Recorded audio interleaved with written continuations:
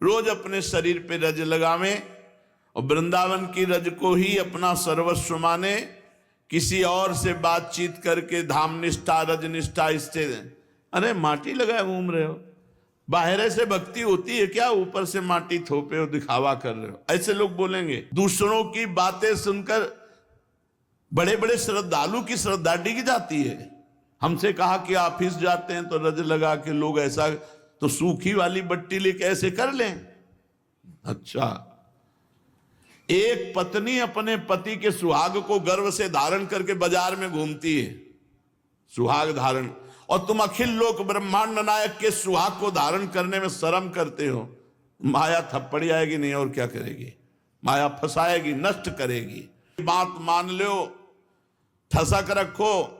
कई बार सुनाया है, अकबर आगरा ऑफिस थी उसकी, यहां आया तो वहां देखा कि सब ब्रजमंडल के कंठी तिलक धारण किए हुए, तो क्या उसके दिमाग में आया, उसने आदेश कर दिया कल से कोई भी सभा में कंठी बांध के तिलक लगा के नहीं आएगा। अगर तिलक लगा के आया तो गरम लाल लोहे से उसका मस्तक दाग दिया जाएगा। फरमान लिखित जारी। दूसरे दिन जितने भी वो सब बिल्कुल तिलक नहीं। भैया राजा क्या बादशाह, छोटे छोटे राजाओं का, सैकड़ों हजारों राजाओं का वो स्वामी था। मधुकर शाह हरिराम व्यास जी के शिष्य हैं। उन्होंने कहा ये जीवन भगवान का गुरु प्रदत्त तिलक मिटा दें यार, केवल इस बात से कि वो बादशाह हमें लोहे से दाग देगा, भगवान के तिलक को तो नहीं मिटाएंगे चाहे वो गर्दन उतार दे। वैसे अंगरखा पहन कर कैसे जाते थे, ऊपर के सारे वस्त्र उतार दिए, मोटी कंठी और 12 तिलक, बड़े बड़े मधुकर शाही तिलक उसी समय से कहा गया, बड़े बड़े मोटे तिलक जो दूर से दिखाई दे रहे थे। तलवार खोस कर सभा में, राजा तो थे ही, महाभागवत मधुकर शाह जी। छोटी मोटी भक्ति में इतनी ताकत नहीं थी कि प्राणों, अब वो तो बादशाह हुक्म कर देगा, कलम कर दिया जाएगी गर्दन। गए तो जो ही देखा बादशाह एकदम आग बबूला, ए मधुकर शाह, फरमान जारी किया था तुमने सुना नहीं?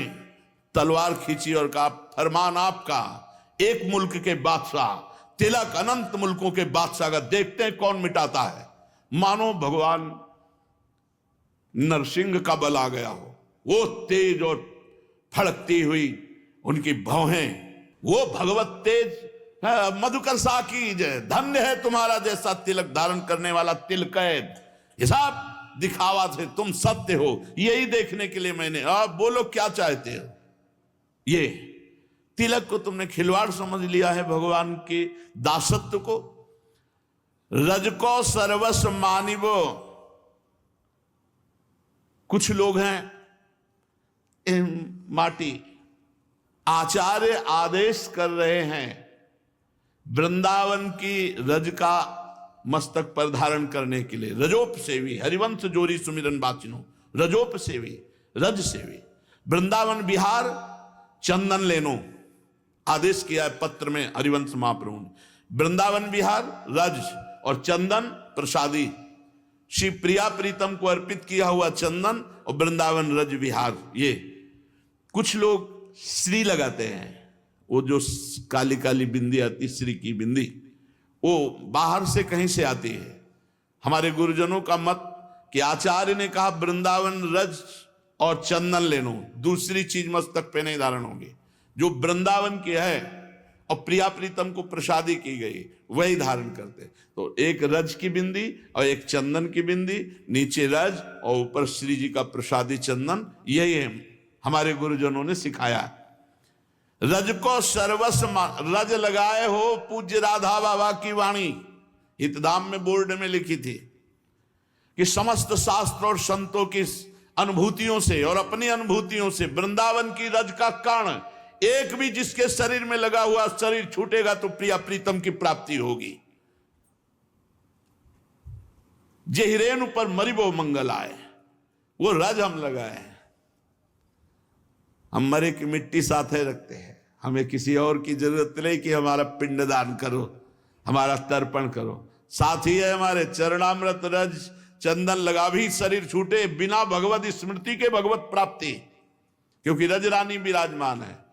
रज साथ रखो भाई, जो वृंदावन से जुड़े हो, वृंदावन की उपास, तुम्हारी झोली की तलाशी हो तो 3 चीजें जरूर निकलनी चाहिए, चरणामृत, रज और वाणी। वाणी जी, अगर वाणी नहीं है तो जैसे वीर है युद्ध के लिए जा रहा हो, अस्त्र नहीं है, फिर क्या होगा? ऐसे हमारे अस्त्र हैं वाणी, सेवक वाणी, सुधा निधि, चतुरासी जी, ये तो बिल्कुल समीप झोली में एक होना चाहिए। कई बार कहा है ये झोली में होना चाहिए। क्यों? छाती से वाणी जी लगी, नाम वाणी, जहां श्याम श्यामा तहां रज है, चरणामृत है, कहीं भी शरीर छूटे हम उसी समय श्री जी को प्राप्त होंगे। जथा लाभ संतोष कर कुंजन को गहिवो, जैसे प्रिया प्रीतम रखे, महलों में रखे चाहे झोपड़ी में बास दे, राजी रहो, आनंदित रहो। रूप प्रिया प्रीतम का जब प्रकाशित होगा ना तो उन्मत्तता छा जाएगी, और ये रूप प्रकाशित करने के लिए नाम वाणी रज चरणामृत बहुत जरूरी है। रोज प्रातः काल उठो, पहले कुल्ला करने के पहले ही चरणामृत पान करो, फिर जल पियो, फिर शौच कुल्ला स्नान आदि करो। ये पद्धति है शरीर स्वस्थ रखने के लिए। शौच के पहले बिना कुल्ला किए जो पानी पिया जाता है वो उदर के रोगों का नाश करता है।